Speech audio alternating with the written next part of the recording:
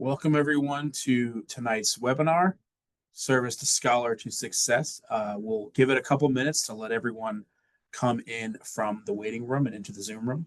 But welcome to those of you joining us. We'll get started in just a moment.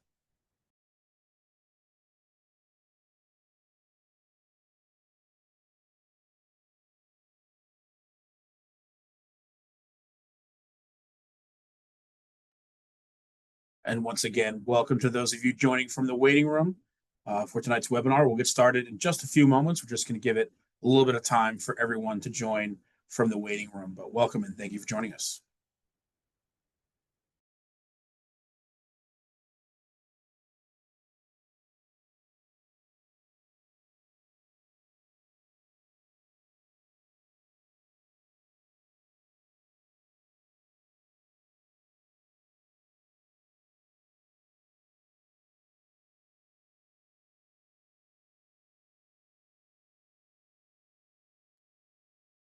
Welcome everyone joining us. We will start in just a moment, just giving last few seconds for everyone to join from the waiting room and the Zoom room, but welcome.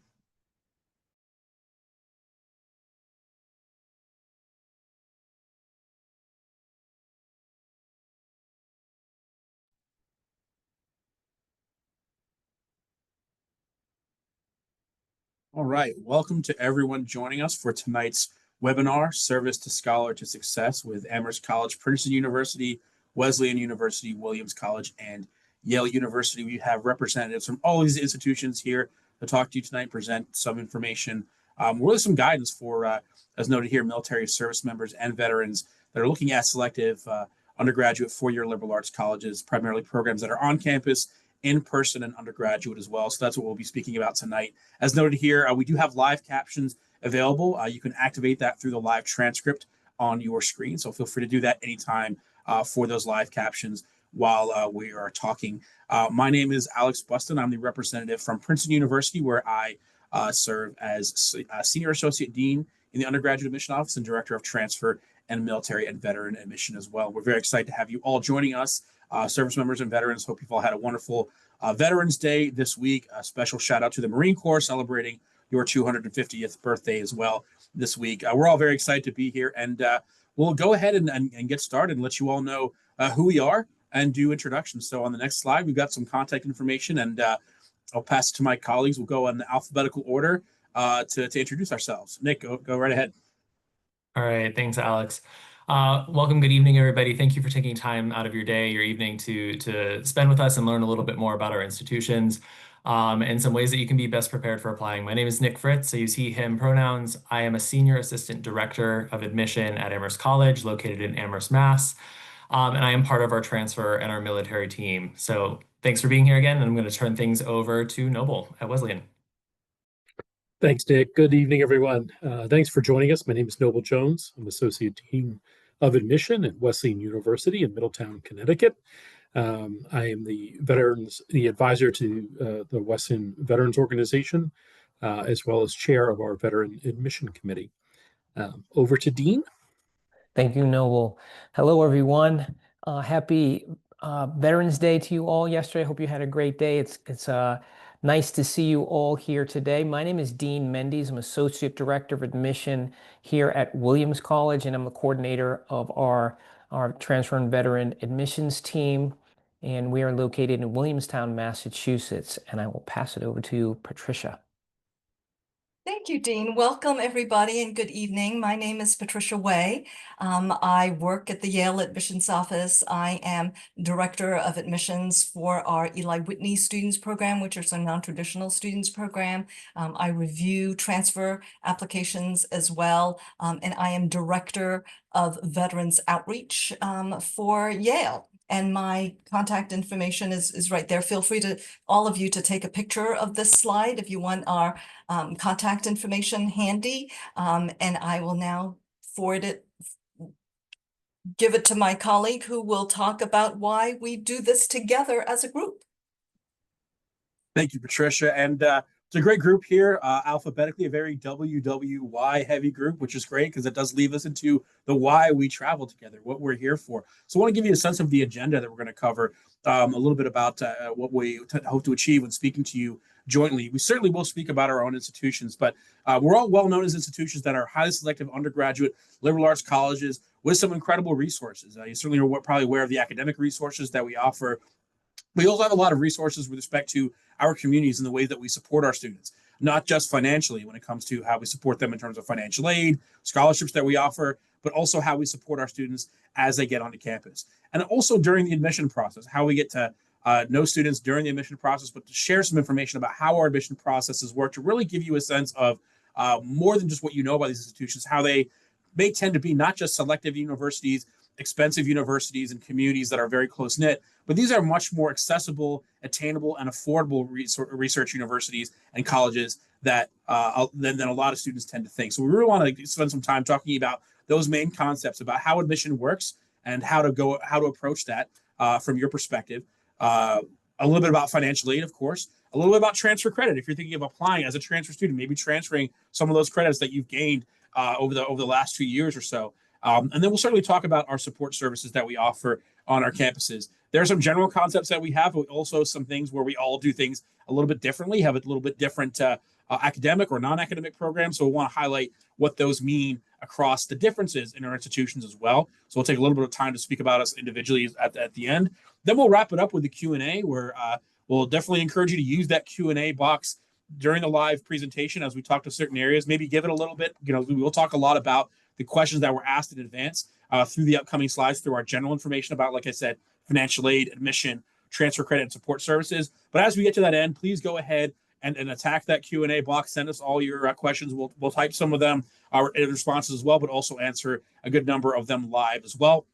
And then we'll wrap up by sharing some resources and ways to get in touch with us, as well as other support networks that can support you and assist you in this journey to the next level. But really why we travel together, in addition to those fundamental principles that we share, is that we are liberal arts and sciences colleges that, like I said, have these great academic resources. And these are very small colleges by design. Part of selectivity is because we keep our populations very small and close-knit, to have an opportunity where students can create discussion-based classes, not just to learn from the faculty members and from the experts at our institutions that are teaching there, but also from the perspectives and experiences and goals and ideologies and everything from other students as well. So these are very diverse environments where you learn interdisciplinary areas from your peers, but also across different areas, areas through the liberal arts. And that's effectively what the liberal arts tries to achieve. You don't just become an expert in one particular area where you're majoring and where you're training towards a career, but you really get to balance the depth of your expertise in research and in kind of pursuing what you're passionate about to the fullest extent possible, but balancing that with a great breadth across different liberal arts areas, the arts, the sciences, the humanities, the social sciences, and so forth. So you really become not just an expert in your field, but a leader in understanding how interdisciplinary aspects impact each other and the world we live beyond just academia.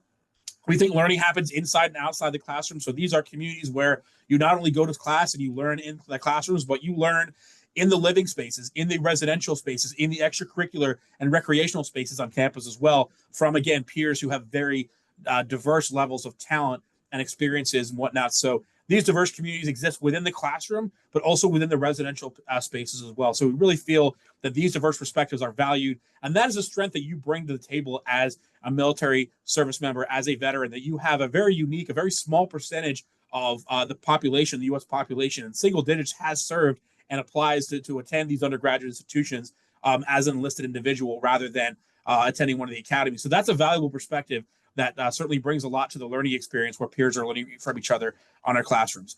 At the same time, we provide great outcomes and success for our students, whether looking for elite graduate programs, professional schools, or high-earning careers that understand and value the learning experience you get, not just from learning from the greatest academic resources and textbooks and labs and archives and faculty here, but learning from incredibly diverse communities where those perspectives are valued as much among the faculty as in the students. So whether it's job and internships while you're a student or after being a student, creating graduate school readiness through our not just the preparation you get here, but the communities that you foster here with the connections you have with our alumni communities, that tends by no accident to make our students extremely successful based on all of these learning experiences and also community and network experiences they gain from these institutions. So we'll cover some basic topics to give you a sense of how to approach it, the next step as well.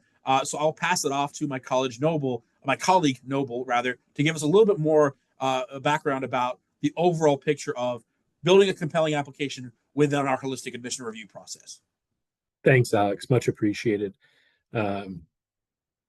Keep in mind that we are interested in everything that makes you as a potential applicant and prospective student in our different communities. And that's where we focus on the holistic review. Full disclaimer, holistic is a word I used 0 times until I started working in college admissions. Didn't really have a comprehensive understanding of what that meant.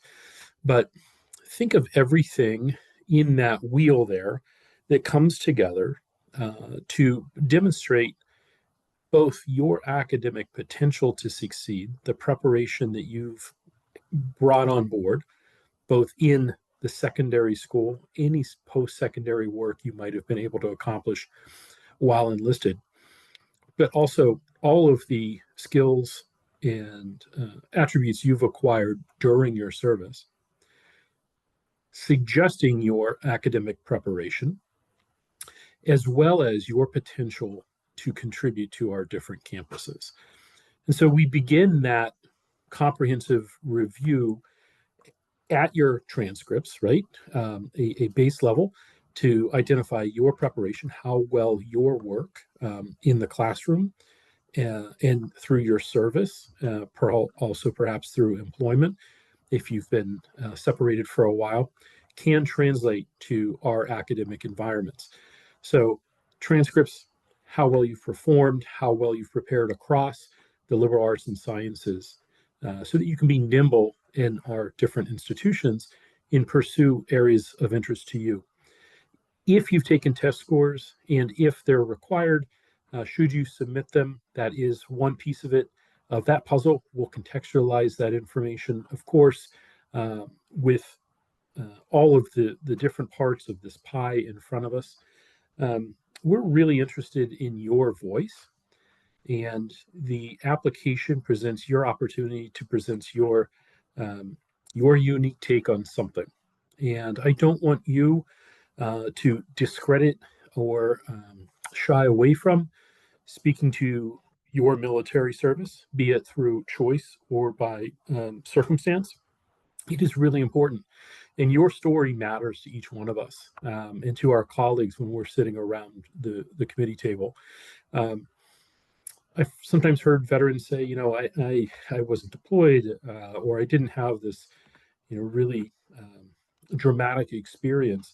And that's okay. You can still write a really compelling, moving, positively memorable essay, not even necessarily about your service, but again, your unique take on something. So take advantage of the writing exercises, write, rewrite, draft, share it with folks, let them read it, so that you can put your best foot forward in sharing your, again, unique take on the world, wherever you see yourself, whatever you want to dwell upon it. The extracurriculars, what makes you you? We understand that coming out of service, you might not have an extracurricular list in the same fashion you might as a traditionally aged first year student straight out of high school, right? But how do you stay busy? Engaged in church or synagogue or the mosque, local community service, opportunities to engage with other people. What makes you you? Also, what do you aspire to engage with in our different communities? Think of those different things. How do you stay busy? What interests you? And what do you see tomorrow on the horizon? The final piece of this are letters of recommendation. Generally, most schools will require 2 at a minimum.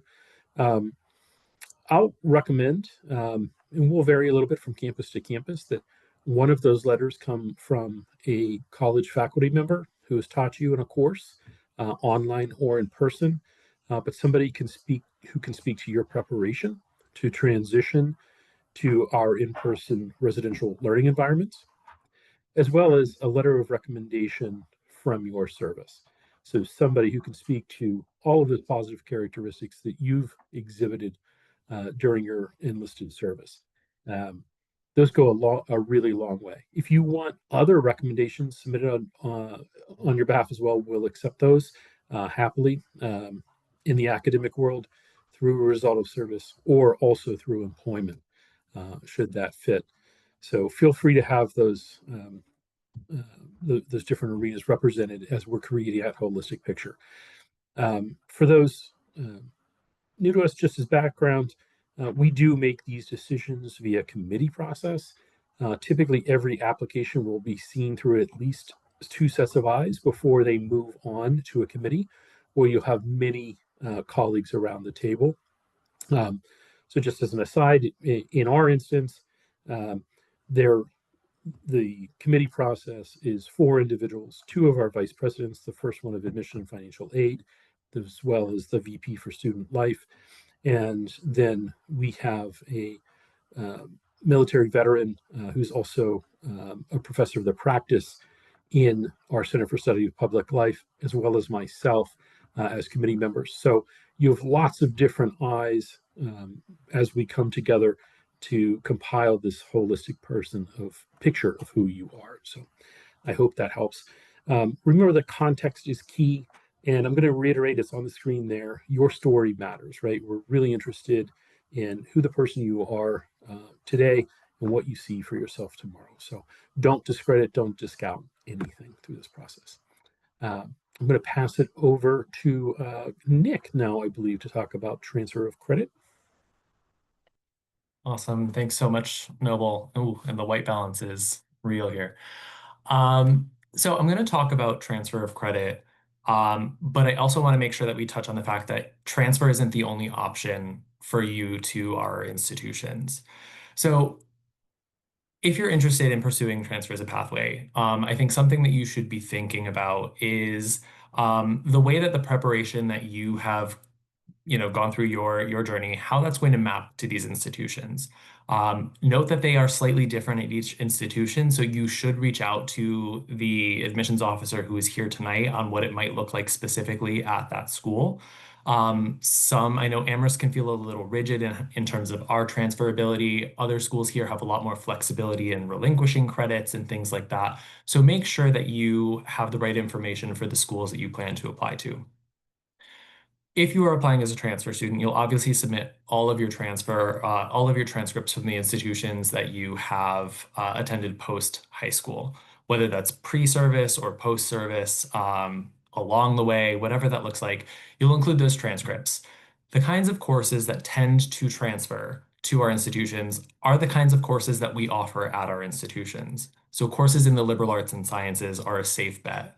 If you're trying to figure out what that looks like and whether or not you've taken those courses, I encourage you to go onto the websites of our schools, go through the departments and majors pages, and see if those types of departments, if the kinds of courses you've been taking are the kinds of courses that you see listed. If you see them, it's a good indicator that those are transferable. Okay. We tend to prefer students who are taking courses that are in person or synchronous. And the reason for that is the type of learning that you're going to encounter at our institutions. So we prefer that because it's going to best prepare you for succeeding in the classroom at our institutions. That being said, we understand that a lot of you are coming from circumstances where you don't have the opportunity to show up to a classroom 3 days a week and attend an in-person class. So there is context that comes into that. We work with our registrar's offices in some cases. We work with dedicated teams of evaluating transcripts. So there is some case-by-case basis there. So that's another reason to really reach out to the institutions that you're most interested in applying to. On the other end of that, the kinds of courses that don't typically transfer to our institutions are the kinds, again, of courses that we don't offer. So a lot of pre-professional courses, things in, technical careers or trade industries, things like business and journalism, those types of courses you won't find offered. So it's just not likely for us to transfer them towards your graduation requirements at our schools. Again, look at math preparation. Most of us will probably require calculus to access our curriculum, so it's a good baseline. to have there. So it's not that we don't value the courses below math, it's just it's not what you're going to find at our school. We want to make sure that you are best prepared there. JST courses are not going to typically transfer to our institutions, but it's not something that is of no value to us. We actually love seeing the context and the work that you've put into your training, your preparation, the work you're doing while you're in the service. So including those transcripts is actually immensely helpful, actually leading back to what Noble was talking about with building context on what you are doing in your spare time, how you are filling your obligations, the professional work that you have. Even if it's not going to give you credit towards graduation at our schools, it's really helpful to give context of who you are as an individual, the type of work ethic you have, and things like that. So please know that the courses, and I'm jumping down to the last bullet point here, but courses that don't transfer to our institutions shouldn't be looked at as a waste of your time, right? It's not that we don't value that. It's not that it's meaningless or you were pointed in the wrong direction. There's an immense amount of experience that comes from that. So do know that it may not be a full translation of all of the work that you've taken onto a transcript at our schools, but there is still benefit in that work. In terms of preparing for transfer, if that's the route you go, know that a lot of our institutions don't have prerequisites. So we wouldn't recommend you change the course or the pathway that you're on to satisfy applying to one of our institutions. What you're doing right now is probably a great pathway, specifically if you were looking at liberal arts or general studies. If you're in some kind of an organization with like a mass transfer or a California pathway program, those are great, gen eds to kind of build up foundation of what might be transferable at our schools. So stay on that pathway and reach out to us if you want to know more specifics of how can I better prepare myself to be a compelling candidate at X institution. And kind of echoing that, reach out to us. We can help you figure out the right time to apply, if you should apply as a spring or a fall transfer, if an institution offers that, for example. If you're on the fence of applying transfer or as a first-year student, we're happy to give you guidance on that as well. And we want to make sure that you have all of the information you need before you say yes to an institution. So you'll find if transfer is the pathway you pursue, we do give transfer of credit evaluation sheets with your offer of admission at, I believe, all of our institutions. The reason for that is we want you to see if you think you have 64 transferable credits and you actually are only going to bring 50 to our institution, we want you to know that before you show up for the start of your semester. Before I hand things over to Dean with financial aid, I want to quickly talk about first year as a pathway because it is absolutely an option, and a lot of our institutions find it is the preferred method for a lot of our veterans and service members. So if you want to apply as a first year student, please note you should still plan to submit your transcripts from community colleges or other four-year institutions because that's your most recent academic preparation. So it's helpful context for us to see what you've been doing, especially if maybe high school wasn't the best, experience for you. We have a lot of students who high school is, a GPA they wish they could forget. Don't let a high school GPA or an educational experience from 5+ years self-select yourself out of applying to a place like Amherst or Williams or Yale, Princeton, Wesleyan, etc. Right? Really know that we are most interested in your recent academic performance. The context of your full application is really important there. So know that first year is a viable pathway. Again, talk to individual institutions to see if there are differences in terms of the application you need to submit, in terms of relinquishing. Can you apply as a transfer and then convert or not? That'll vary as well. But know that we want you to have the tools you need, the support that makes this an easier process for you, and we want you to find the timeline that is going to best fit your needs at our institution rather than say you have to get on at this point, you have to get off at this point. Right, happy to talk more about it, but I'm going to turn things over to Dean and I believe financial aid. Thank you, Nick. That was great, comprehensive review of transferable credits. And so hello again, I'm Dean Mendes from Williams College. I'm going to talk about financial aid and affordability as you see on the slide. And I know that this can be stressful, this can be intimidating, this can feel complicated. I'm going to try to simplify it as best as I can for you in these few minutes that I'm going to go through the details. So Alex was talking earlier about the different reasons why we travel together, why we do these programs together. And one of them is because we all have generous resources for financial aid, which makes us stand out in other ways than what he mentioned previously. So need-based financial aid, you probably heard of that term, meaning aid based on finances and resources and assets that an applicant, or if a family's included with that as well, all of us will meet 100% of that financial need. So filling out the FAFSA, CSS profile, whatever the financial aid forms that the college requires, and that'll determine what your need might be. For veterans, I can really simplify this. For veterans who qualify for the GI Bill, for the 5 schools that are presenting here today, if you qualify for that GI Bill and you are admitted, we're going to cover 100% of the cost to attend our schools. And so that's the full cost of attendance. So tuition, room and board, additional fees that go with that. Some of us will also include books and supplies. Many of us will have no loan policies within that as well. So everything would be a grant for you as well. So extremely comprehensive, extremely generous financial aid for our veterans. And then we make it easier for you to apply and not have to spend money on application fees. So their fee waivers are available. So check on websites to how to access those as well.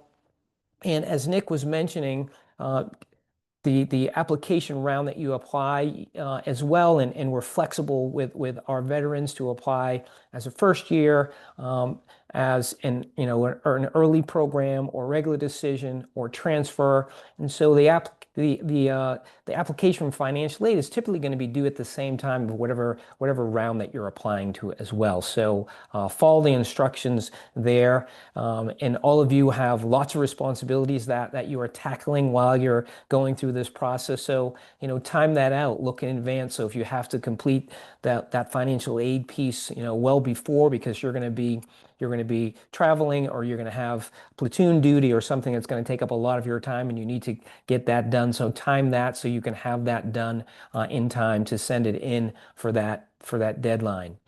And you will receive your financial aid package with your offer of admission, that says on the slide. And the only way that it won't come if it's something incomplete. So if you get all your information in, if you work with the financial aid advisors at our schools, and all of us have specific colleagues who are experts in working with veterans in financial aid. So if you come into complications or something seems a little confusing, please connect with them. You can contact us, and we can direct you to that person so that you get everything completed, and so that when you get that offer, you'll have that financial aid offer as well. And so a few things that are specific to you all. And so you don't have to use your GI benefits, your GI Bill benefits for your undergrad at the schools that are presenting today. You can save that for grad school or for dependents or other things that you might need that for. We will cover the cost without you having to use that. So it's a nice benefit. And we all are Yellow Ribbon partner schools as well. And so very comprehensive financial aid, and hopefully that simplifies it for you on this end, because we know that this can be something that is intimidating for applicants. So thank you for listening to that, and I will pass it on to Patricia. Thank you, Dean. Dean did a wonderful job talking about the resources, the financial aid resources we have for our students. And I really, really kind of want to emphasize kind of what he said, that our institutions, even though we are private colleges, we are affordable, and all our student vets, or nearly all our student vets, attend our institutions with little or no cost to them. So don't let the price tag of our institutions prevent you from or discourage you from applying. We are affordable. And, they're more than just financial aid resources. When I was looking at some of the questions that you all submitted when you registered for this session, many of the questions revolved around support services for student veterans. So I'm going to talk a little bit about that. When you're in the military, the mission of the military is, to win conflicts, to defend our country. If you're working for, a company, the mission is the bottom line. At educational institutions and colleges like ours, our mission is to support our students, which is why we have plenty of student services and supports. We have lots of resources to support our students. And so we are first and foremost academic institutions. So we have lots of academic resources. We have professors, faculty advisors, other types of advisors who help and support our students. We have free tutoring, free writing workshops on our campuses. We all have writing centers, quantitative centers, STEM centers to assist our students. And these are not just for struggling students. Our students who are getting the best grades are also the students who are taking advantage of these academic resources. We also have peer mentors. So these are other students, maybe they're student veterans, they could be other, they could be seniors at our institutions that serve as mentors for our new students, our continuing students. So there are lots of people who are around to help our students. And, of course, we care about what happens to our students after they graduate, and we want to make sure that they get the career guidance, the guidance for graduate and professional schools. So in our offices of career strategies, we have industry-specific advisors. So we have pre-health advisory advisors for students who are interested in going into the health professions, whether it is to go into medicine or nursing or public health. We have people who specialize in students who want to go into finance, for example, where you can go and get some advice. We have alumni all over the world, all over the country in different fields who can advise our students as well. We all offer job and internship fairs. And so it is really important to actually, whether you end up at one of our 5 colleges or somewhere else, don't be intimidated about going to your college's career services office, because they are a tremendous help. And when corporations come to recruit at our campuses, it's because they know that we have students who will become leaders in their fields, in their companies. So we have very vibrant job and internship fairs. And this is a Yale statistic, but I'm sure it's the same sort of across, all 5 schools. 95% of our students are either employed or at graduate professional schools within 6 months of graduating from Yale.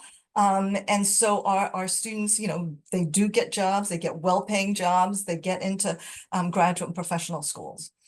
We also offer lots of support for health, whether it's medical, whether it's physical, whether it's mental, general wellness support. We all have general health services. We offer lots of mental health counseling. We also have student accessibility services for students who need special services, need special accommodations, whether they are learning differences, whether it's physical disabilities, etc. And so for students who ahead of time kind of know that they might need some accommodations, I would encourage you to contact our individual student accessibility services, even, kind of before you're admitted, maybe even now when you are considering and exploring your college options. And then also, some of us have VA networks nearby and VA hospitals and clinics nearby, so that our student veterans can take advantage of those locally as well. And we all offer a vibrant campus community, student life, because even though, yes, we are first and foremost academic institutions, a big part of your experience in college happens outside of the classroom. It's who you meet, who your community is, and the connections that you make on campus. So we have lots of extracurricular opportunities of all sorts, ranging from music to sports to publications. We have affinity-based and cultural resource centers. We have different groups of students with different religious backgrounds. We have groups that support the LGBTQ communities. And there is, at all our institutions, a close-knit military community. We all have events and community building programming for our military and transfer communities. And so students might also have overlapping communities. Just because you're a veteran does not mean that all your friends in our colleges will be veterans. Perhaps you're also playing rugby, and you make friends that way, and you have friends from your classes. But I think it's also nice that we all have vibrant student veteran communities where you can connect with people who have served our country. And I really want to encourage those of you considering colleges like ours to ask questions about student life, to come talk to us. We can always connect you with current student veterans who can share information about what student life and academic life has been for them. At this point, I've kind of rambled on too long, but you get the idea that we have ample support services for our students and especially for our student veterans. So I am now going to turn this back to Alex. Thank you, Patricia, and thank you all for sticking with us and asking some great questions in the Q&A that we're answering now. We'll continue to answer going forward. So we heard a little bit most recently about financial aid, how costs of attendance are covered and how we have the resources there financially, and then also how those are factored in beyond just the brick and mortar housing and academic resources, but also the support resources too. And one thing you did hear Patricia say a few times was how these resources are free, how these are all built into the cost of attendance. There's no costs associated with this in addition to that as well. So along those lines, want to share some more information about free resources to keep it in mind as you navigate through this process. Education is not immune to America as the great capitalism that it is. People charge money for guidance, for services that can help you with your essays or claim to be able to get you into certain colleges. I always encourage students to stay away from those, whether you're in the military, you're a traditional high school student, or anywhere in between, because first of all, there are a lot of great free resources out there that aren't going to charge you anything. And the great thing about free resources, in addition to them not charging you any money, is that those are often the ones that really are helping you because they have your best interests at heart. They're not looking at you as a client, as someone who can share money with, share business with them. They're there to work with you for free to provide free resources because they really believe in you and your mission and you doing the next thing. So there's a range of organizations that we all partner with, whether it's about financial resources like the Yellow Ribbon Program, which works with our financial areas, although we do say, like I said, apply for financial aid because usually at our level, our grant-based aid can assist with that. But there are networks of veteran-run, veteran-founded, and owned institutions that are built specifically to help students like yourself in the military or recently separated or however long ago you may have been in the military. They are founded and run by veterans for free support, to provide the free support to veterans, to service members navigating this process, to connect you with experts who have been in the military, been in your position, and made the transition that you're trying to make, and connect you with all the dots that you need to know about applying to the next level, connecting you with us on our side, but also providing you with guidance for people who, unlike us, have made the transition that you want to make at the next level, primarily for undergraduate, although they do work with graduate programs as well.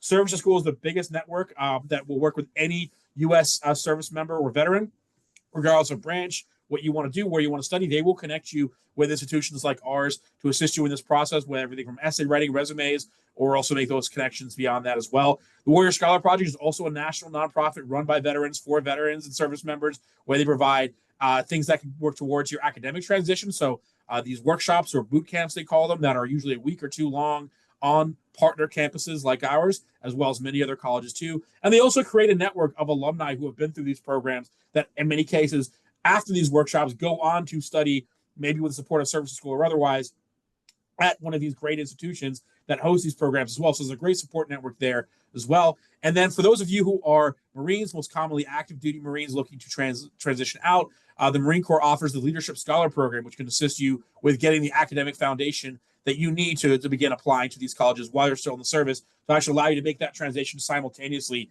as you leave the service and whatnot. So highly recommend checking any of these out. Like I said, these will cost you exactly $0. They are funded by the partnerships of these institutions, these national nonprofits, their donors, their partnerships and contracts with these institutions. So if you are not connected with any and all of these institutions, including the last one for Marines as well, absolutely sign up today. It will cost you nothing, and someone will reach out to you and help you on your way, no matter where you are in this process. So we're going to switch gears a little bit, just give you some final thoughts before we transition. I really want to reiterate things that I think Noble said at first, but we all covered about, again, those lived experiences are really important, regardless of how proud you are of what you did in the military, or maybe the reasons you joined the military, or what you learned within that experience serving our country, or maybe professional or academic experiences beyond that you've had in terms of life experience beyond the average high school student. No matter how you see that, whether there are ups and downs, that can all be positive material for your application that gives you an advantage in the process, that enriches our classrooms, that provide things that, again, the average high school student doesn't when they're applying to our colleges. So absolutely leverage those experiences, the positive experiences you've gained, as well as maybe what you've learned from what you might consider negative experiences. How does that enhance your position, the skill set that you have, and the way that you can enrich the classrooms and communities beyond that as well? Make sure you articulate that in thoughtful applications, not just applications that list, I did this, I did that, I did this, and I want to do this next. Make sure that you are showing an authentic voice, a reflective voice that tells us about how you think about, how you feel about those experiences that you've had, the positive experiences, the negative experiences as well. Again, this is something that a lot of students feel like is not really taught in the military. You're not taught to tell people about how you feel about your job, or how you reflect on it. You're really just expected to do your job. We do want to hear about those reflections. We do want to hear about those things that you've learned that help us understand the strengths that you're going to bring, the skill set, and then how you're going to engage with the academic challenges, as well as the overall community beyond that too. And then again, finally, we've said this several times, connect with us and the partners at Service to School. This is a very good kind of triangulation approach where you connect not just with the colleges, but with Service to School, Warrior Scholar, maybe other support networks at your colleges as well, where you can get to know more about our colleges and really understanding why is Princeton or Wesleyan or Yale a good fit for you? What is it about these individual institutions that will resonate with your experience? We're here to help you to give that information ourselves, but most importantly from our students, the ones who are living that experience that you may potentially be living at the next level as you apply. That's going to be really important for you to articulate in your essays when you really help us understand, I'm not just a great student looking for a great college, but I'm a great fit for your college because of these things I understand about your college that appeal to me, and that's how I plan to take advantage of them. That's really important for us to understand on our side. Understand what those dates are, those requirements, deadlines, whether it's application programs that are first year versus transfer versus a third-year option. We'll lay that out for you. We'll tell you what you're eligible for, what makes the most sense for you, and help you understand exactly where you need to go and where you need to start preparing. Do you apply this year? Do you apply next year? And beyond that as well. And ask the questions that are important to you. What are you looking for academically as a culture? What resonates with you? What doesn't resonate with you from what you hear? And make sure that you apply those in terms of your college search. And like I said, when you do, as was said multiple times, when you factor that into your essays and really help us understand what it is about that institution you're applying to that really resonates with you as a great fit. Try to get to know our campuses. Visit it in person if you can. We have programs to welcome students to campus as well, including some that are tailored to understanding the non-traditional older student experience, where you can meet some of our students as well, whether it's on campus or virtually as well. A lot of these webinars we do jointly, but some of them we do on our campus with our veteran coordinators, with our faculty, with our students, where they can speak to you as well, even if you can't connect and visit here as well, because that's really what's going to help you understand what the right fit is, because I don't care what US News says or the school rankings or whatever. There is no top school for every single person. The population and subjective fits are far too diverse for that. Really understanding what the nuances are between different colleges is really what's going to help you understand what they have to offer and what's the right fit for you.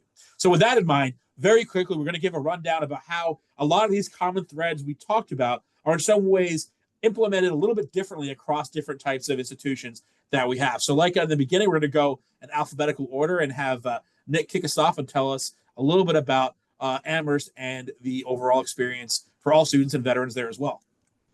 Awesome. Thanks so much, Alex. So I'm going to be super brief in talking about Amherst, and I would be more than happy to talk with anyone through email, LinkedIn, whatever works best for you. My email is up here. Please do reach out to me.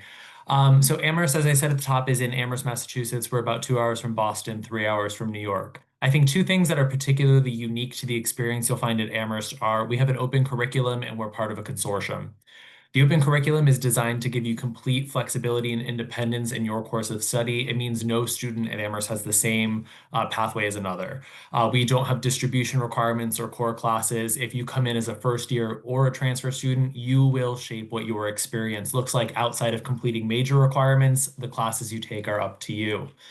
Within the 5-college consortium, you really do get the best of both worlds. You have access to a small college campus vibe on Amherst campus. You also have access to large university resources through partnerships with the University of Massachusetts Amherst. And then we also have connections with Hampshire College, Mount Holyoke, and Smith, which are all within 10 miles of us. There are 30,000 undergraduate students in the area, so you have opportunities for academic overlap, for extracurricular, for social, whatever you're looking for. There's a way to make the consortium benefit what you need it to do. As Dean and other folks have mentioned, need blind, no loan financial aid. We meet 100% of calculated need. We do encourage you to apply for institutional aid. Our deadlines are there if you're interested in applying as first year or transfer. We do also offer a spring transfer. I've taken that off here since that deadline has passed for this year. Transfer of credit, I'm happy to go in on an individual basis. We do require students to have a minimum of 32 transferable credit hours to be eligible. That would come in as first semester sophomore standing. And we have a maximum of 64 transferable credits. However, if you have more than that, you are still able to apply as a transfer student to Amherst. You would just come in as a first semester junior. We do require students to complete 2 years on campus. As of right now, we have over 90 transfer and military students on our campus. It is a small but mighty cohort. The identity, the affinity space that creates is really remarkable. And if you want to see what that looks like, and if you can see yourself as being part of that, we have something called a service member veteran travel grant opportunity, where it is a fully funded opportunity. We will fly you out or bus you out or get you on a train to campus. We'll put you up in a hotel, allow you to attend classes, to meet with current students in our veteran organizations, to meet with admissions and financial aid folks to talk about what your experience will look like. There's no obligation to apply to Amherst if you attend that grant and feel like it's not the right fit for you. Our hope is that you get to campus, you can see yourself there, and that it's the right fit and it feels good to you. We want you to be sure of that as early as you can. You'll see a couple resources on the side of the screen here. Class and Access Resource Center is a programming and resource opportunity for first generation, low income transfer or veteran students, whether you're one, some, or all of those identities, it is a resource for you.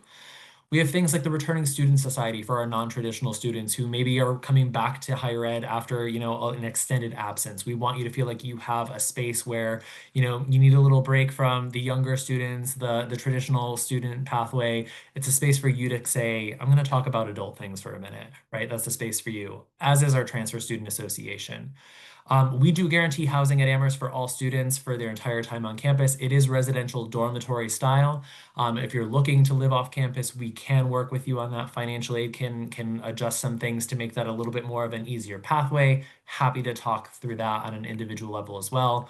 Our Loeb Center is the Career Center. It highlights all of those services that Patricia so nicely mentioned, anything from internships to connecting with alumni to resume building, whatever you're looking to do, the Loeb Center is there for you. And it's also a resource that stays with you after you graduate. So if you change your mind a few years after graduating and shift career paths or industries, it is there for you as a safety net. And then some final notes to highlight the programs that Alex was talking about on the previous slide. We do work with Veteran Service to School and VetLink. We've had over 22 different vets come into Amherst through that program specifically. We're in our 10th year. We're entering our 10th summer with Warrior Scholar Project with, it's now the College Readiness Bootcamp, previously the Humanities Bootcamp. So there's a huge veteran community on campus, even though it may not look it in terms of the numbers, the presence, the experience is something that is so meaningful to our students, to our faculty, to our staff. I encourage you to scan that QR code for the Service Member Travel Grant experience. And I would love to chat more if Amherst seems interesting to y'all. I'm going to turn things over back to Alex.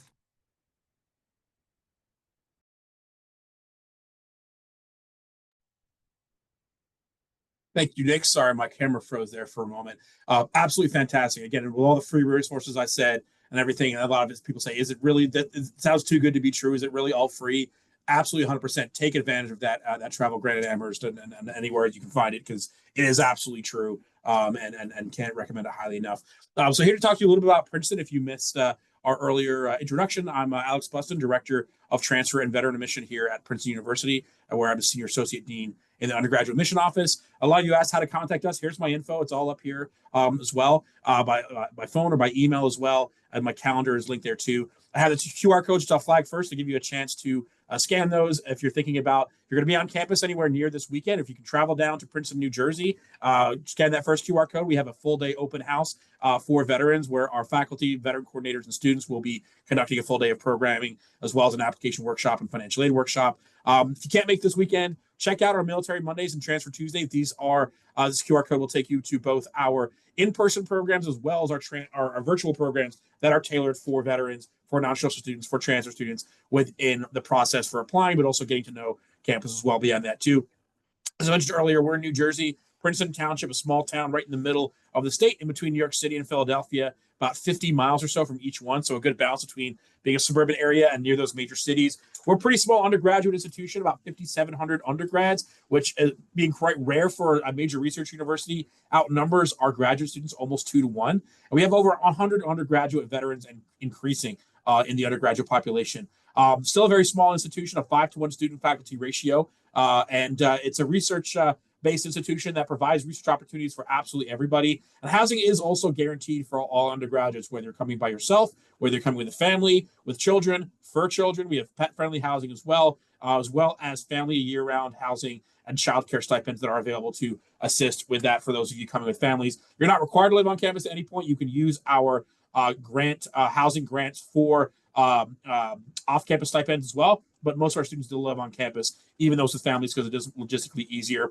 You don't have to apply as a transfer student. You can apply as a first year as well. And if you're not sure which approach to take, definitely get in touch with me. But a lot of our students do apply for our transfer program because it has a focus on supporting military veterans. And also a lot of our veterans have transfer credit that they want to apply.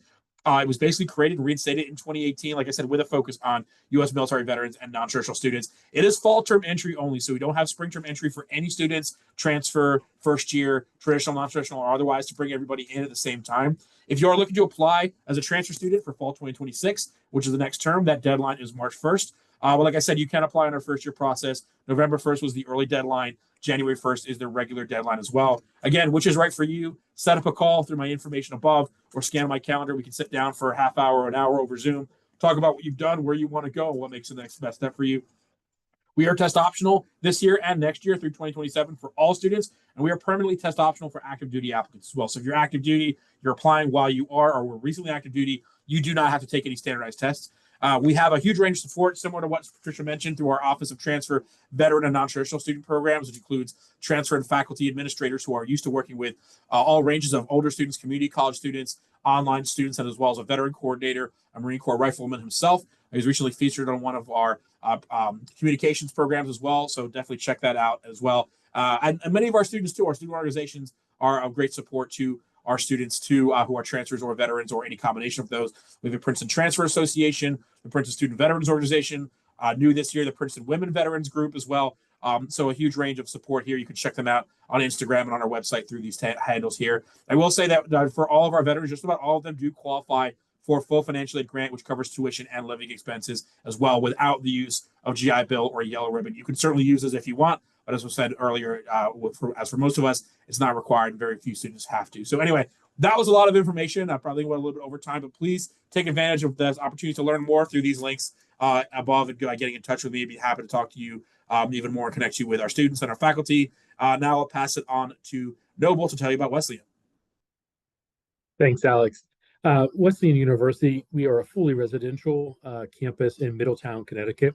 You can see for reference in the top left-hand corner of the screen where we are located in Connecticut relative to Boston and New York City, not too far from our friends down at Yale, and really not too far from Amherst either, northwest of where we're located. 3,100 undergraduates and 200 grad students. So something of a Goldilocks college, not too small, not too big, just about right.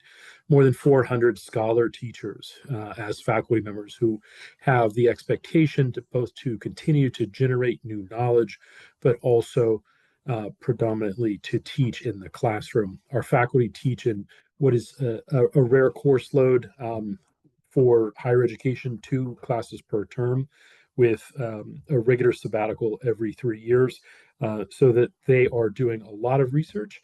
And the advantage is that you, the undergraduate student, gets to get involved in that research because we have such a small graduate population. You see the 7-to-1 student faculty ratio. We too are known for our open curriculum, a lot of flexibility.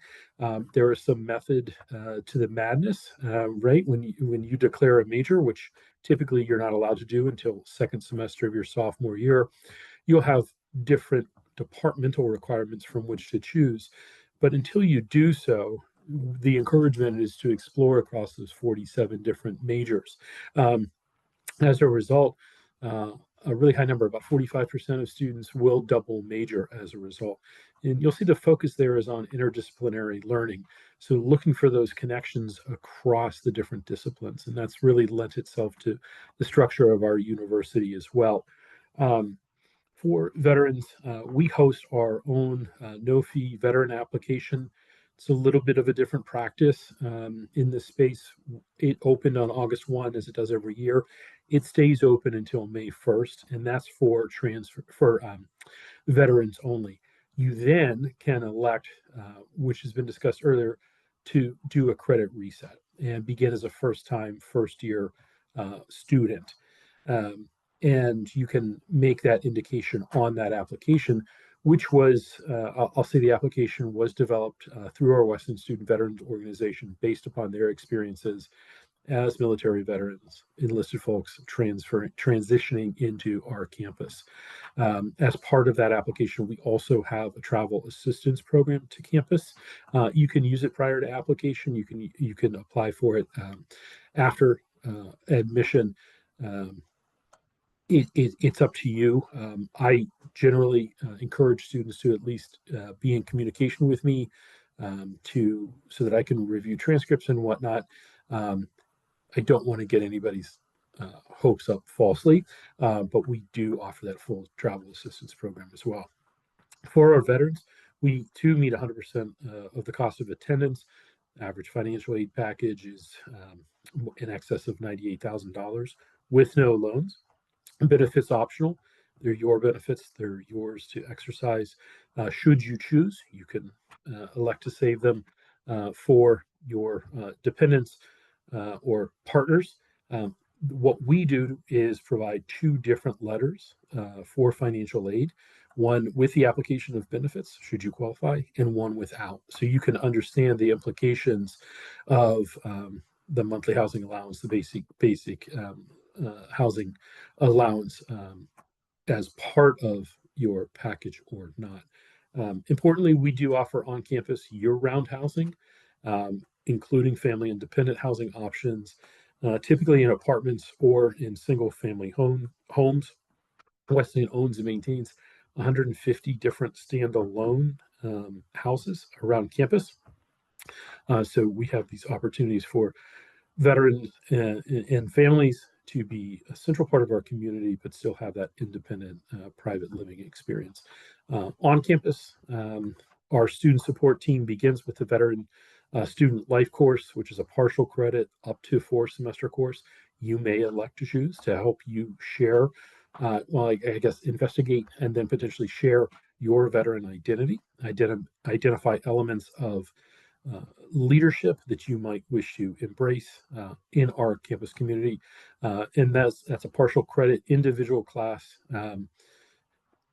taught by a Wesleyan faculty member, typically a half an hour each week one-on-one, and then 1 hour each week in a group setting. The Veteran Steering Committee meets on a monthly basis to discuss the support that our veteran students need and identify those who might need help seeking out those resources and trying to make those connections. So being very intentional about that support that Patricia had mentioned. I mentioned the Wesleyan Veteran Organization. We also have a number of internship opportunities and travel funding specifically reserved for veterans. And also say we have a very close working relationship with a local Disabled American Veterans chapter right about a half a mile from campus. So top right-hand corner, that will take you directly to our page, that QR code for veterans, and you'll see my contact information there, as well as information on the travel assistance program. So with that, I'll pass it over to Dean at Williams. Thank you, Noble. So again, my name is Dean Mendes. You can see my contact on the slide there. If you want to set up a one-on-one virtual meeting to ask whatever questions that you may have, you can email me and there will be a link in my signature and you can set that up with myself or my colleague, Mike Burns. So Williams is also a small private liberal arts and science college. We are located in New England, in Western Massachusetts, in a town called Williamstown. We are about a 3-hour drive from Boston and a 3-hour drive from New York City. We're an hour drive from Albany. We are right on the border of New York State and Vermont State. I am home in New York State. So we're right in that northwestern corner of the state. We're in a small town, a beautiful, small collegiate town that is in a valley surrounded by mountains on all sides. So beautiful, peaceful, quiet setting. As you can see from the slide, we're 2,200 students. We operate as an undergraduate college, and colleges have personalities just like people do, and many of us get our personalities from our location. That's definitely the case of where we are in the northern Berkshire County. One of the key aspects of our academic structure is our tutorial style courses. We're the only college in the US that offers Oxford style tutorial courses where our average class size is 13 students. 10% of our courses are tutorial style. They have 2 students in each one of those classes. They're offered across all areas of study, and they're for all grade levels as well. So about 50% of our students will take at least one before they graduate. We also have an opportunity for students to study abroad at Oxford through a partnership that we have, the Williams Exeter program at Oxford. We send 26 juniors there every year to study tutorials in the home of tutorials as well. We are a leader in research amongst the liberal arts and science colleges as well. We are the all-time leader in National Science Foundation grants for the liberal arts colleges. About 300 students will do research during the summer months at Williams. We do not have summer courses. All students who do research on campus will get a stipend, get compensated for that research as well. As far as the application process goes, as we mentioned in previous slides, and my colleagues have talked about that, we are also flexible for our veteran students, so you can apply to any round that works for you. We are early decision for our early round, and then we have a regular decision in January and transfer in early March. So any one that works for you, we do have flexibility for our veterans to go that route if you choose to. As far as credit goes, I know there was a nice slide that Nick talked about and some of my colleagues had shared about how credits work at their institutions. About 70% of the transfer students that come into Williams will relinquish some credits. We allow students to relinquish credits in their first year, and some of the students are relinquishing all their transferable credits from other schools and starting as a first semester freshman, and some will just relinquish 1 credit. And the reason why they're doing that is to take more advantage of all the opportunities that they have at Williams. Maybe they want to study abroad, maybe they want to get involved in research, maybe they just want to slow down a bit. About 50% of our students also have a double major, and so very flexible in our curriculum. So some students will do that in order to add a second major, and we will cover the cost no matter how long that you are at Williams. You do have to have 2 years on campus, as other colleagues have mentioned as well. That's a policy for Williams. And as you can see from the slide here, many of our veterans are coming with some kind of college credit along the way, but we have had some that haven't had an opportunity, and that's fine too. Whatever you present, we will take a strong look at. As my colleagues have mentioned as well, this is a very hands-on process for us with our veteran and transfer community, and our colleges have the resources and support in the admissions end of this too, to really be hands-on and take a close look at what we're looking at when we're evaluating everything that you send us, and to have communication back and forth with you as well. So definitely very robust and comprehensive financial aid. Any veteran at Williams that qualifies for the GI Bill is being fully funded. As you can see from the slide, average aid award is $96,000. It's about $93,000 for the full cost of attendance. And so students are getting even more than that for other incidentals that they might need.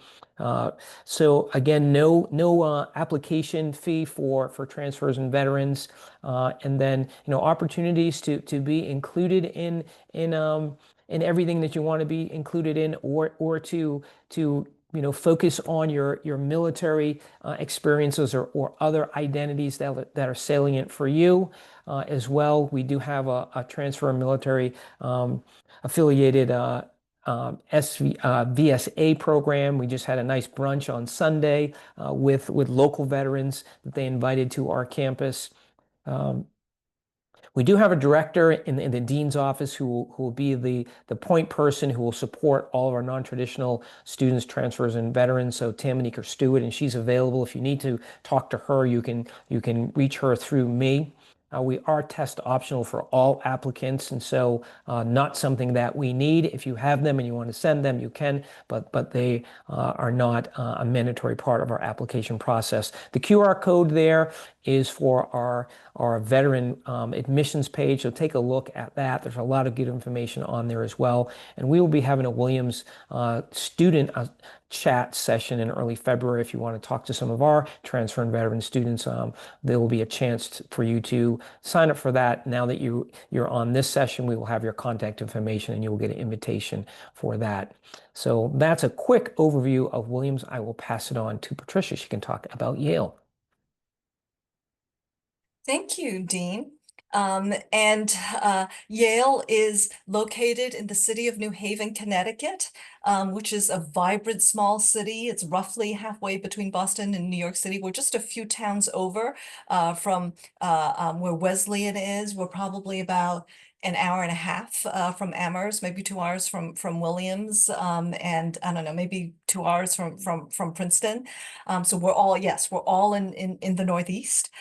Yale puts a strong focus on undergraduate education. I think of all 5 colleges, Yale is the largest university. We have 6,800 undergraduates. Even though we're larger, we still put a lot of emphasis on undergraduate education, and our student to faculty ratio is only 5 to 1. We have many small classes. We have larger lecture classes, but the vast majority of classes at Yale have 20 students or fewer in them. And I think one of the things that makes Yale special is that we don't have just 2 undergraduate admissions pathways, we have 3. So students can apply either as first-year applicants, transfer applicants, or applicants to our Eli Whitney Students Program, which is a pretty unique program designed specifically for non-traditional students, for adult students. The Eli Whitney Students Program is an in-person traditional Yale education, but designed specifically for adult students who may have different needs than 19 or 20-year-olds. Actually, this is wrong. I should have corrected it. We have roughly 200 veterans enrolled at Yale University, and 58 of those are undergraduate student veterans. And so our undergraduates can take advantage of some of our graduate and professional school resources. We have undergraduate students who do research at the med school, Yale Med School, with med school professors. We have undergraduate students who do research with the Yale Law School faculty members. So it's kind of nice to have both kind of a strong undergraduate education, but you can take advantage of some of the resources at the graduate and professional schools. And like, my other the other colleges here, the application fee for veterans and active duty personnel, that's automatically waived. So you do not have to submit an application fee. We offer generous need-based financial aid for all three pathways. And the vast majority graduate without taking on any student loans. 100% of undergraduate student veterans attend Yale at little or no cost. And we also have possible funding beyond financial aid. So we offer a childcare stipend. There are funded research opportunities. There are international experiences that are completely funded by Yale. There's emergency funding for applicants on financial aid who need emergency funds. And one thing that is maybe slightly different from some of the other colleges here, is that starting this coming year, we will accept transfer credits for classes that are taken online, even asynchronous classes. So keep that in mind. In terms of testing, we do require standardized testing for students applying as transfers or first-year applicants, but we have never, and we do not require any sort of testing for our Eli Whitney students program. Roughly half of our Eli Whitney students are veterans. It is not a program exclusively for veterans, but I think many veterans find that the Eli Whitney students program is the better fit for them because it is a program designed specifically for non-traditional students.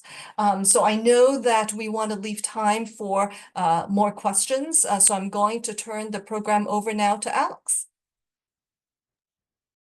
Thank you, Patricia. And hopefully you got a chance to see a little bit that we could share from our own slides, which I should add, I forgot to mention, we did design those ourselves, but huge credit to Nick from Amherst, who really led the charge in the joint slides here, these wonderful multicolored designs representing all of us as well. And another thing I forgot to mention is that, I should have mentioned for some of these who had to leave earlier, maybe, we are recording the session and we do plan to send the recording to all who have registered. So if you have to leave early, that's no problem at all. We'll try to cover the remainder. Of course, we just have the Q&A now. We've been answering a few of those in the Q&A box here, and some of you were kind enough to send some advanced questions as well, which are partly related to things that we touched upon, but also dig a little bit deeper. So, Nick, let me go ahead and pitch this one to you for a student who says, I didn't do so well in high school, which is why I didn't apply to high school. So I was in the military, had a non-traditional trajectory, but I'm going back to college. How many college courses do I need? What's a good academic transitional kind of measuring stick to think about applying to one of these schools? Sure, it's a great question, and feel free if anyone wants to jump in if I don't give a fully satisfying answer here. I think the answer is really depends, right? Depending on what your pathway has looked like since high school can really help dictate what that looks like for you. And I think it really highlights the fact that each of our institutions have the capacity to have individualized conversations with you. So if high school was, 10 years ago and, you have like a 1.8 GPA, like your instinct may be like, there's no way I should be applying to the schools that are on the Zoom because I have no chance. And I hope that your takeaway from this session is that that's not true, right? So if you, started community college right out of high school and were doing well and then left for the service, maybe you just take a couple classes to get back into the swing of things and you continue that trajectory and it looks like, all right, you had great grades then, you have great grades now, awesome. Maybe you started a 2-year school or started a 4-year school right after high school, didn't go so well. So you left out, you went to the service, you came back, started community college, maybe while you were still deployed, wasn't so great, right? So you took another gap. That might be a case where you want to take, a semester or two to really build up some coursework, to build out, evidence that you're prepared to succeed at our institutions. We want to make sure that the students we're bringing to our campuses are prepared to be successful, because the last thing that we want for you is to get onto one of our campuses and be like, this was a mistake, this wasn't the right time. I'm gonna, press pause again, and I'll come back maybe in a couple years when it feels like I'm more prepared. Talk to us, send us emails, give us calls. We want to make sure that you have the information to apply at the right time, that you're adequately prepared to be successful so that you can go on to what comes next, whether it's grad school, whether it's right into an industry. Find the timeline that fits for you, whether it's, a semester at community college or a year and a half. Like, find the timeline that fits for you. Yeah, I think we would all agree that everything Nick said is 100% correct, and especially including that first thing he said, which is it depends, and that can be kind of a frustrating answer we give to a lot of questions. But if nothing else, understand that that is partly because of how individualized this process is, and there's really no one size fits all approach, especially for what you want to do. And I'll add another wrinkle too that I come across too. It's not sometimes just about how many courses. I mean, yes, you want to establish that trajectory, but sometimes it's about the types of courses and what you want to do. If you've taken 60, 70 credits, but you want to be an engineer in your most recent math class is college algebra, you're not prepared to study engineering in our colleges yet. You might be once you take a few more semesters of math and get through calculus, but a student who has far fewer credits, maybe only 15 or 20 credits, but they've done Calc 1, Calc 2, Calc 3, physics, or whatever, they may have far fewer credits, but they have the right progression within the STEM trajectory that's going to get them to where they want to go, in addition to the writing and whatever that would be in a liberal arts curriculum or whatever. So again, partly how many, but it's also about doing it in the right way. That's what we're here to help advise on. That's what Service to School Warrior Scholar can absolutely help to bridge those gaps and put some ideas in there as well. Dean, I want to pass this to you. It's a little bit about transfer credit, but it's something that I think Williams does really well about kind of the opportunities and flexibility with transfer credit. And this student in particular asked that they would maybe only have a year of transferable credit and wouldn't be able to transfer in as a junior.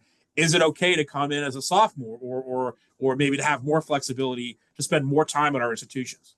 Yeah, good question. Thanks, Alex. So I would say that the flexibility piece that many of us have talked about, where you don't have to apply as a transfer at all. You could apply as a first-year student.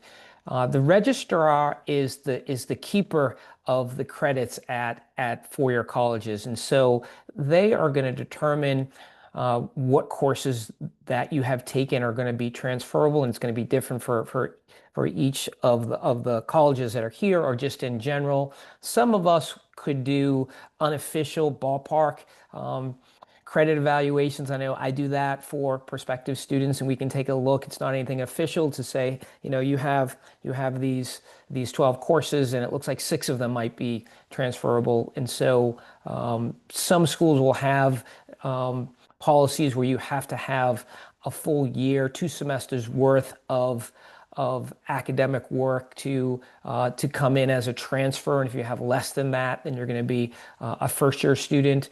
So it depends on what the policies might be at a certain school. But don't let the fact that you can't come in as a first semester junior think that you can't apply as a transfer. The majority of people that we get at Williams that we're admitting don't have enough credits to be a first semester junior. They're coming in second semester sophomore, first semester sophomore. And again, 3/4 of those students that come to Williams are relinquishing at least 1 semester or 2 when they get here anyhow.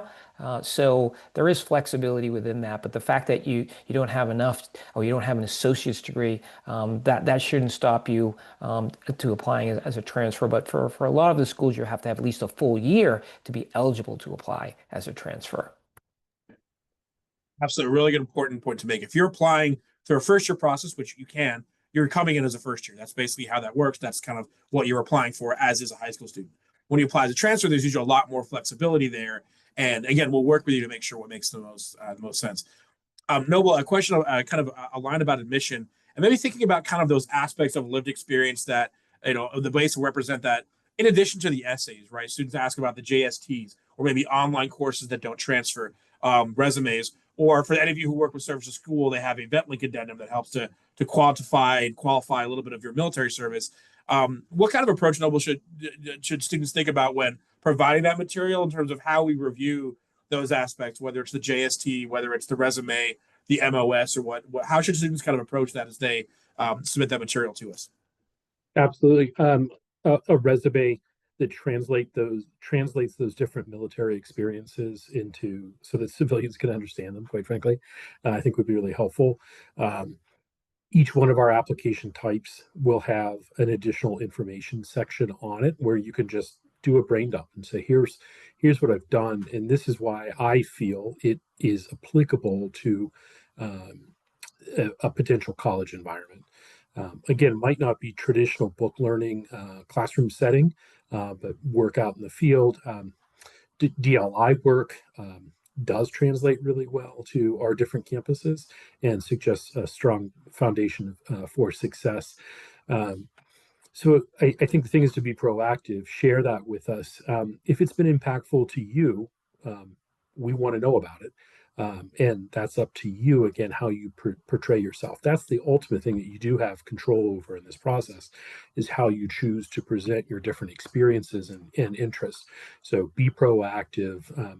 Don't leave the proverbial stone unturned. Share it with us, and don't let us have that open-ended, unanswered question. Well said as always, Noble. Thank you for that. Patricia, let me throw a question to you about financial aid. It's kind of a general one, which I'll then put a more specific point on. Is really specific to how financial aid or needing financial aid impacts our admission process. But I think beyond kind of concepts of being need blind, how do we take that into account in terms of challenges the students may have affected them based on financial challenges or otherwise? And then this is kind of a two-part question, given where we are in terms of the government shutdown, keeping that in mind for how that's impacted applicants, and has that had any impact on our ability or considerations with respect to budgets and financial aid? Sure. So in terms of challenges, I think it's just really important in the application form, there's an additional information section where you can share any type of information, whether it's about maybe weaker earlier academic records, whether it's financial challenges, mental health challenges, any type of challenge, or any kind of information that's just not reflected in the rest of your application. You should feel free to share that information with us. We will take that into consideration using a holistic admissions process. Context is everything, right? And so that is very helpful information. And if there are, when you are applying for financial aid, if there are questions that or information that the financial aid forms aren't capturing, you should feel free to also send us additional information to help the financial aid office understand your financial situation. I mean, all of our offices, the financial aid office, officers are happy to answer your questions. So feel free to be able to reach out to them. And what was your second question, Alex? It was very different. So I kind of threw a lot at you, but this student asked specifically about the government shutdown, maybe impacting them, which I think you covered. But is that, if at all, impacting our processes in terms of financial aid and support for students? Okay, sure. So financial aid is not impacted. And I think, all of our colleges are committed to supporting our students financially. So that has not impacted and with budget cuts, everything, that's not going to impact financial aid at our institutions. I know that there may have been for a small number of students who are using Chapter 35, where the benefits where that has been delayed, but it doesn't seem to have been sort of a big issue on our campus. And I think sort of probably many of us, when veterans have issues with their VA benefits and they're delayed, we can make kind of individual policy changes that will help them, whether it is, that, we will help them with their fees until, they get their benefits, but that doesn't seem to have been really a big issue on our campus so far. Cross your fingers. Well said. We can't predict the future, but what we've seen in the past from multiple shutdowns, financial crises earlier, the last 10, 20 years, we've been able to weather them. And these are some of the most incredibly resourced institutions. So the last thing we want this to impact is our students and their ability to find our institutions accessible, even if there are areas where we need to make cuts. But anyway, we are coming up on time. So I'll pose one more last question to the group where we'll all weigh in. But as we do that, I just want to plug on the next slide another session that we have in addition to all the great programming you heard on our campuses virtually that we'll be offering ourselves with our communities. The five of us are going to do one more joint session. Well, hopefully more than one more, but the next one for this cycle, I should say, will be in February 2nd, so a little bit closer to the application deadline, where we'll really dig a little bit more into a workshop, the nitty-gritty brass tacks about writing your essays, things to keep in mind, next steps as you approach those application deadlines and going forward as well. So this URL and this QR code will take you to that as well. Highly recommend signing up for that. Even if you're not sure whether you can attend, go for it. Like I said, as with most of these sessions, we do try to record them and send them to everyone who has registered as well. So as you look at that and take it through, I guess we'll go down the line again, the order of Nick, Noble, Dean, and Patricia. Maybe just one more last piece of advice, one sentence or two sentences that you would just throw out for students to keep in mind going forward from here. Sure. I think I kind of said this earlier, and I would just echo it, is don't self-select yourself out. Don't feel like you don't have an opportunity to be at a place like any of the institutions here, because we value your perspective. We want your voice here, and we think that you would be an incredible addition to our communities. So don't let the uncertainty kind of push you away from applying. Open the door, see where it can take you, and run as far as you can. Terrific advice there, Nick. I think that in addition to that, for us, context is everything, and so lean into that. Lean into your different experiences as a high school student, as a potential college student, as an enlisted service member, as an employee, whatever the case might be. Remember that everything counts in this, and so to the extent that, again, you can answer those questions for us, we want to make your case, and we want to account for everything that makes you you. We can only do that if you share it with us. Yeah, thank you both for those tips. I would say to utilize the resources that have been mentioned here, especially previously in the slide that Alex talked about with Order Scholars Project, with Service to School, with LSP, with us. Utilize that and utilize the network that you have with those organizations. It's amazing to me that every time I talk to a student in WSP or Service to School, most of them learned about Williams through a third party in one of those organizations that told them about Williams, or they had an ambassador who went to Williams, or there's a connection somehow through that network that led them to Williams, and they had never heard of Williams before. And so I think there's a huge network and a benefit out there for you to utilize those resources. And it helps fill in the gaps and things that you might not know about, and they're all connected to us as well. And I just want to kind of emphasize what Nick said about not self-selecting yourself out. I mean, the reason why all five of us are here and doing these sessions, and we also travel together to military bases to do veterans recruitment, is that we all feel that veterans contribute tremendously to our campus community. You bring a different perspective, your life experiences, your military experiences. Those are just not experiences that traditional age 17, 18, 19-year-old students have.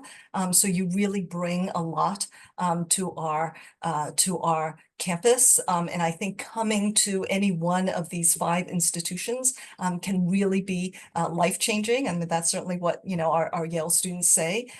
So don't be shy about aiming high. And thank you so very much for your service to our country. It's Veterans Day week, and I want to make sure to let you know that we very much appreciate the service that you have provided to our country. Absolutely. And I think I messed up because I decided to go last thinking I could maybe have more time to think, but a lot of what I was hoping to say was already covered. So I guess that was a bad strategy. I guess I'll throw one thing out that I learned from Student Veterans of America conference, a session that was presented by RJ Jenkins, who's at the Columbia University Center for Veteran Transition and Integration. Stop thinking about imposter syndrome. Stop thinking about things that don't feel like you belong somewhere, that you don't belong somewhere. Think about, first of all, imposter feelings. Those are real, but don't think of them as a syndrome or something that is something that needs to be fixed. Because if you are feeling imposter feelings, you're feeling uncomfortable applying and being in a space that you feel is taking a big risk, that's a good thing. That is a sign that you are pushing yourself and that you are looking for opportunities to grow, to find new challenges and succeed in them. Because if you don't want new challenges, you don't want to feel uncomfortable, you don't want to feel that, don't apply, stay at home, stay where you're comfortable, and you won't learn. You won't continue to grow. But all of you here live watching this are probably here for a reason, that you're thinking about taking that risk. You're thinking about pushing yourself and seeing how far you can go, maybe in a way you've done already in the military or other professional areas, and you want to continue to do that academically and in your career. You want to push yourself and feel uncomfortable. Embrace those imposter feelings. Embrace those feelings that make you feel like, hey, I really am pushing myself in a less comfortable space than I'm not used to, because that's how we all grow. And that's how we all achieve things in ways that we maybe didn't think that we were able to achieve before. And I think a lot of our students, our veterans, or any students who are not veterans, who maybe shouldn't on their face be feeling those imposter feelings, they feel those things, but they learn to realize that there's a good reason for that. If no one's telling you you don't actively belong somewhere in an applicant pool, and we're basically telling you the opposite, that you do absolutely belong there if you believe in it, and you are able to manage these transitions and this process, you absolutely deserve it and belong in that conversation. So as Nick said, don't self-select out. Don't take yourself out if no one's actively telling you this isn't the right place for you.